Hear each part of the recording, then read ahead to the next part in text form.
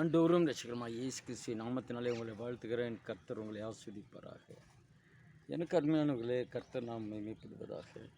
இந்த நாளிலும் பிரசங்கி 5வது அதிகாரம் 6வது வசனத்தில் ஒரு வசனத்தை நாம் தியானிக்கலாம். உன் மாம்சத்தை பாவத்துக்குள்ளாக்க உன் வாய்க்கு இடம் கொடாதே, அது புத்தி பிசகினால் செய்தது என்று தூதனுக்கு முன் சொல்லாதே. தேவன் உன் வார்த்தைகளினாலே கோபம் கொண்டு உன் கைகளின் கிரியை அளிப்பானே. எனக்கு அருமையானவர்களே, நம்முடைய மாம்சமாகிய சரீரத்தை பாவத்துக்கு உள்ளாக்காதபடி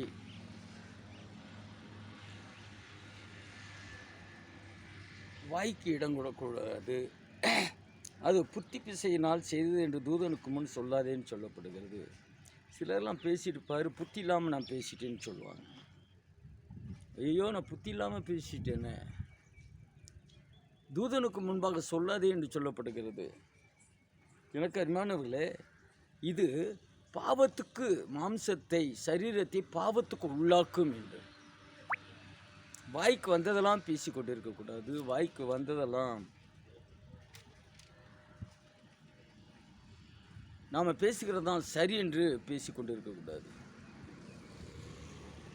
மாம்சத்தை பாவத்துக்கு உள்ளாக்குகிற வார்த்தைகளை பேசக்கூடாது. வாய்க்கு இடம் கொடுக்காதே, அப்படி பேசுகிற வாய்க்கு இடங்கூடாதே என்று அருமையாய் சொல்லப்படுகிறது. அது புத்தி பிசையினால் செய்தது என்று தூதனுக்கு முன் சொல்லாதே. தேவன் உன் வார்த்தைகளினாலே கோபம் கொண்டு உன் கைகளின் கிரியை அழிப்பானே. ஸோ நாம் என்ன கைகளின் கிரியை வேலை செய்கிறோமோ அதை அழிச்சிருவாராம். வார்த்தைகளிலே ஜாக்கிரதையாக இருக்கணும். சரீரத்தை பாவத்துக்கு உட்படுத்துகிற வார்த்தைகளை பேசக்கூடாது. அப்படி பேசினால், புத்தி பிசையினால் பேசினேன் என்று சொல்வோமானால், நாம் சொல்லுகிற வார்த்தையினாலேயே தேவன் கோபம் கொண்டு கைகளின் கிரியை அளிப்பாராம். உபாகமத்தில் சொல்லப்பட்டிருக்கிறது, நீ கையிட்டு செய்கிற வேலையிலெல்லாம் ஆஸ்வதிப்பேன், உன் கிரியைகளெல்லாம் ஆஸ்வதிப்பேன் என்று சொல்லப்பட்டிருக்கிறது. ஆனால் இங்கே புத்தி பிசகாய் பேசினேன், சரீரத்தை பாவத்துக்கு உட்படுத்துகிற வார்த்தைகளை பேசினேன் என்று சொல்வோமானால், நிச்சயமாக தேவன் கோபம் கொண்டு நம் கைகளின் பிரயாசம் என்றால் வேலை, வியாபாரம், இவைகளெல்லாம் என்ன செய்து விடுவார்? அழித்து விடுவார் என்று மத்தேயு 12:36 இயேசு சொல்லுகிறார், மனுஷர் பேசுகிற வீணான வார்த்தைகளை குறித்து நியாயத்தீர்ப்பு நாளிலே கணக்கு ஒப்புவிக்க வேண்டும். இந்த பூமியிலே இப்பொழுது நம்முடைய கிரியைகள் அழிக்கப்பட வேண்டுமா? தேவையில்லை. அப்படி அழிந்து போகுமானால் நம் வாய் சரியில்லைன்னு அர்த்தம். மாம்சத்தை கரைப்படுத்தி கொண்டு இருக்கிறோம், மாம்சத்தை பாவத்தில் உண்டாக்கி கொண்டு இருக்கிறோம் என்று அர்த்தம். இயேசு கிறிஸ்து பேசின இது எல்லாமே நியாயமாய் நிதானமாய் ஜனங்களுக்கு பிரயோஜனப்படும்படியாய் பேசினார் என்று வேதம். ஜனங்களுக்கு பிரயோஜனப்படும்படியாய் பேசினார், கண்டித்து உணர்த்தினார், ஆறுதல் படுத்தினார், சுகப்படுத்தினார், விடுதலை கொடுத்தார், கட்டளை கொடுத்தார், பிசாசு வெளியே போகும்படி. அவர் பேசின ஒவ்வொரு வார்த்தையுமே அர்த்தம் உள்ளது.